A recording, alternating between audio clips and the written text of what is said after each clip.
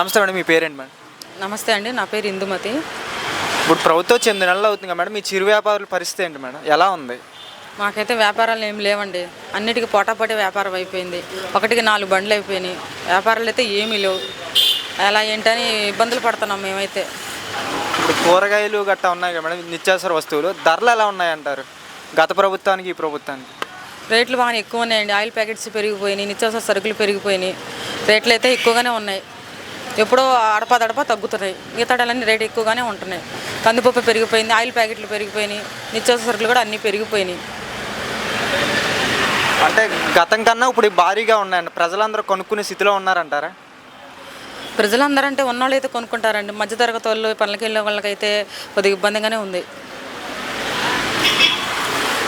ఫ్యూచర్లో ఏమైనా తగ్గే అవకాశాలు ఉన్నాయంటారు మేడం, ఇంకా పెరుగుతాయంటారు? ఏం లేదండి, తగ్గేటట్లయితే ఏం కనిపించట్లేదు.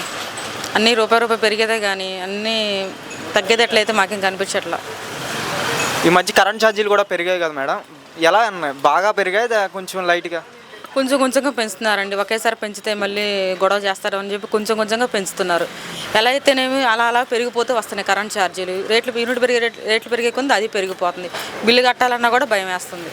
అదే చంద్రబాబు నాయుడు గారు ఆ ఎలక్షన్ ముందు అన్నారు కదా మేడం, కరెంట్ ఛార్జీలు పెంచను, నిత్యావసర ధరలు కూడా తగ్గిస్తా అని చెప్పి. హామీని నిలబెట్టుకున్నారా లేకపోతే ఇంకా పెంచుతున్నారా? ప్రస్తుతానికైతే ఏం లేదు, ఇంకా టైం ఉంది కాబట్టి రాబోయే కాలంలో ఏమన్నా మార్పు జరుగుద్దేమో మరి. ఇది మీకు అమ్మఒడి అది గట్టా వచ్చేగా మేడం లాస్ట్ గవర్నమెంట్లో, ఇప్పుడు ఏమన్నా మహిళలకి ఏ పథకాలు ఏమన్నా? ఇప్పుడైతే చంద్రబాబు నాయుడు వచ్చిన తర్వాత అయితే మాకైతే ఏం రాలేదు.